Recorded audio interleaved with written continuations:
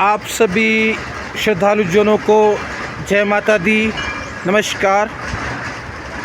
आज आपको अर्की स्थित बखाल के माता बनी देवी के मंदिर, वन दुर्गा मंदिर के लाइव दर्शन करवा रहा हूँ। और ये जो आप सामने दृश्य देख रहे हैं, सुंदर प्रकृति की गोद में बना हुआ ये मंदिर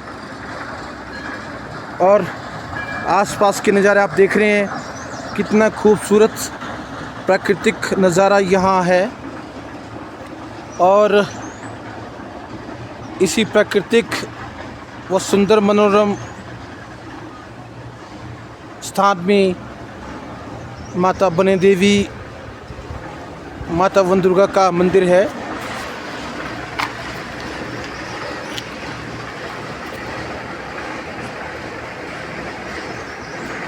आप में से बहुत से श्रद्धालुगण यहाँ आए होंगे।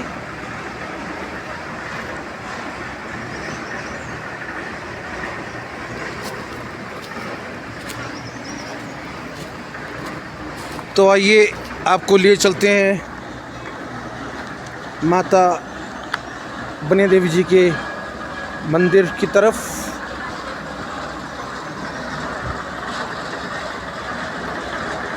जैसे कि आप बिल्कुल सामने देख पा रहे हैं, सुंदर प्राकृतिक नज़ारों के बीच बसा ये मंदिर नीचे।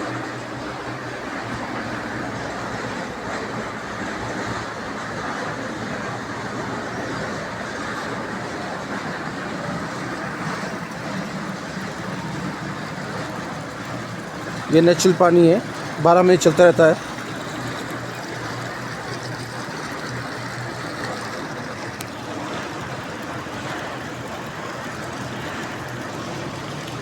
ये जो सामने देख पा रहे हैं, ये है माता बनी देवी का मंदिर, माता वन दुर्गा का मंदिर।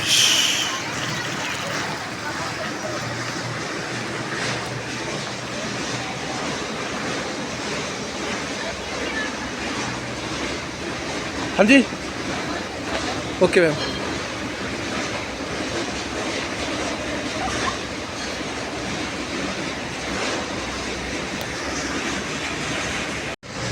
जो अभी आपके सामने पौड़ी दिख रही है, ये पौड़ियाँ जो है मंदिर पर से ली जाती है, माता बनी देवी जी के मंदिर की तरफ जाती है। जय माता दी।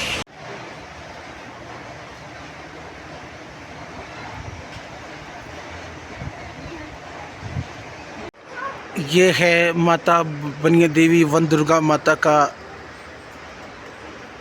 बखाल में मंदिर।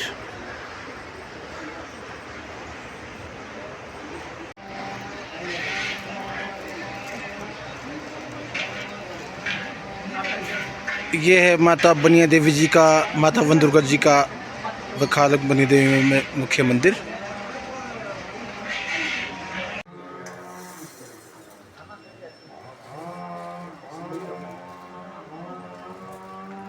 माता बनी देवी मुख्य मंदिर में माता की लाइव दर्शन श्रद्धालुजन भी आए हैं,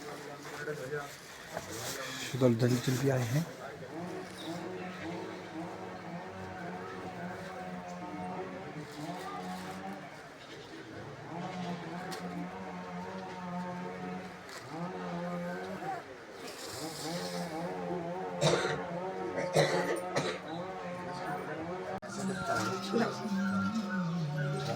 पैसा कर दो थोड़ी नीचे खाली रखना एक सिक्का में देता है जो आप चढ़ना छोड़।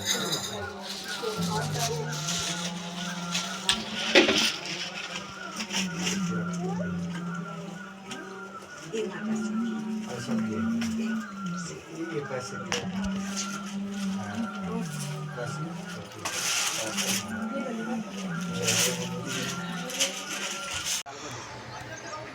मंदिर के आसपास का प्राकृतिक सुंदर नज़ारा, तो क्या खूबसूरत प्रकृति की गोद में बना ये माता वन दुर्गा का मंदिर, माता बनी देवी का मंदिर बखालग में। फिर क्या कहते हैं क्वार्टर 2 मंडियारे थे माठे और एक दो 3 थे और पता नहीं 4 3 ही थे इन्हें माथे को दम में क्वाइट किया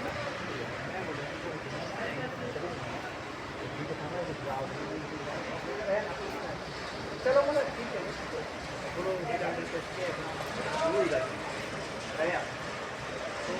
फिर देखने जाएगा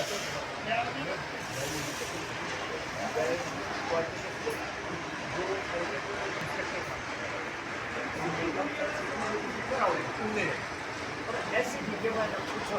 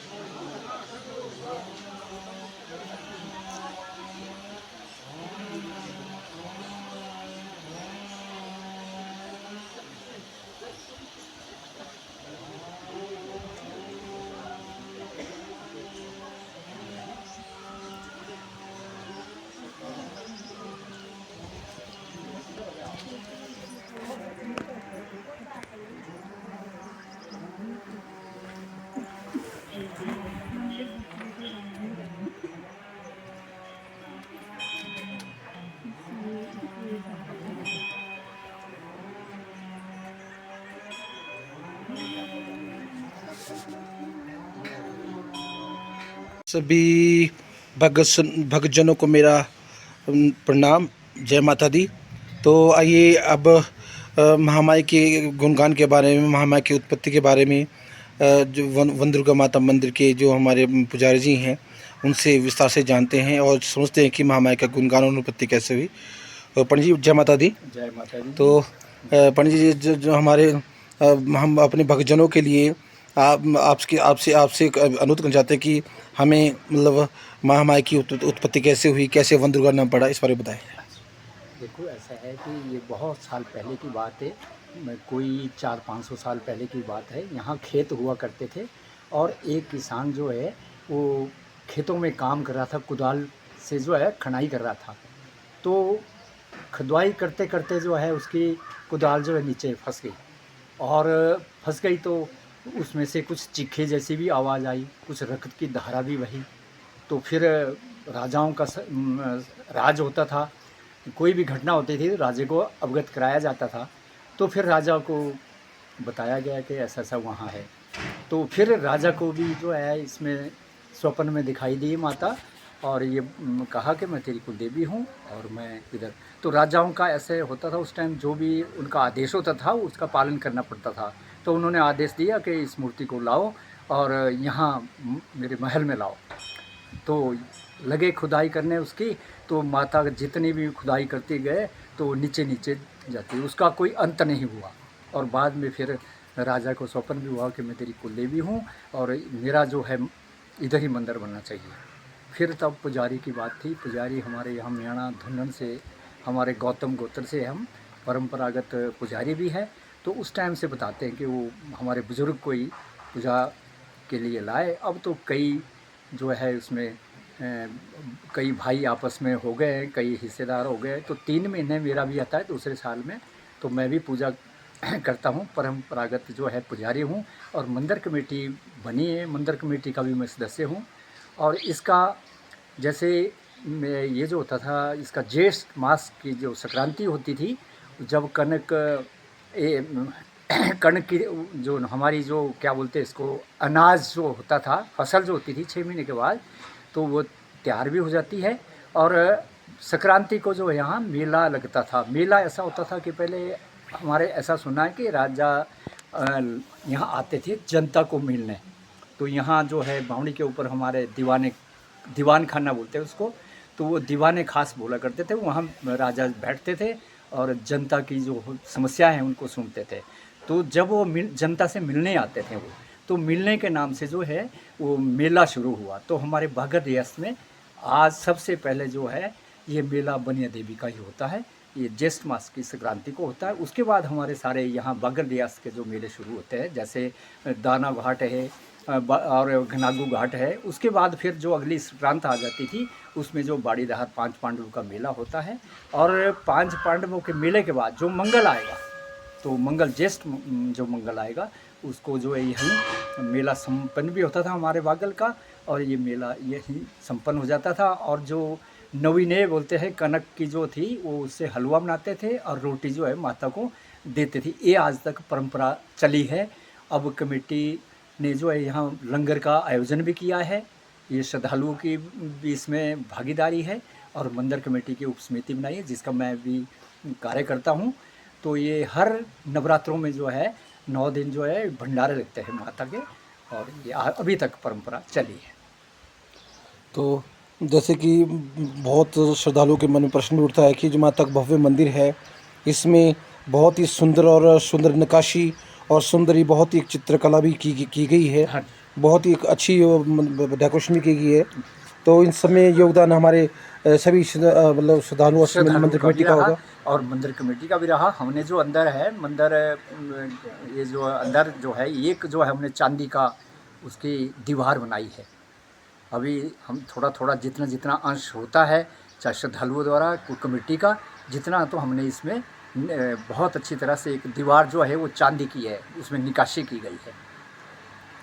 तो जो हमारे आने वाले माता के श्रद्धालु जन हैं, उनके लिए आपका माता बनी देवी जी तरफ से क्या संदेश है या क्या प्रार्थना है? मैं चाहता हूँ जो आग हमारा सनातन है वो बना रहे, और जैसे हम है, हम हमारे अपने बच्चों को भी बताएं कि हमारी क्या ये देवी देवती जो है, देवी और देवता हमारे कुलदेवी होते हैं, इष्ट होते हैं, इनको मनाना चाहिए और ये परंपरा भूलनी नहीं चाहिए। नहीं तो आज की जनरेशन जो है, नई जनरेशन, इनको ये नहीं होता देवी देवता कुछ नहीं है, क्योंकि ये जो है हमारे, ये इनके आधार पे हम चलते हैं। जो इनकी शिक्षा, इनके चरण उसमें चलते हैं हम। तो ये जो है हम बच्चों को भी ये बताते हैं कि अपनी परंपरागत जो हमारी है ये शैली, उसको जो है बरकरार रखें, और इस सनातन को भूलना नहीं चाहिए। तो ये थे हमारे मुख्य पुजारी जी मंदिर बनी देवी वन दुर्गा के। नमस्कार जी माता बनी जी। नमस्कार जी। तो ये थी आज की हमारी बनिया देवी की यात्रा, माता वन दुर्गा, माता बखालका की यात्रा। आशा करता हूँ कि आपको हमारे ये आज का ब्लॉग अच्छा लगा होगा, और सभी भक्तों से विनम्र निवेदन है कि कमेंट में जय माता के विषय लिखें, और लाइक कमेंट शेयर अवश्य करें, सब्सक्राइब अवश्य करें। नमस्कार।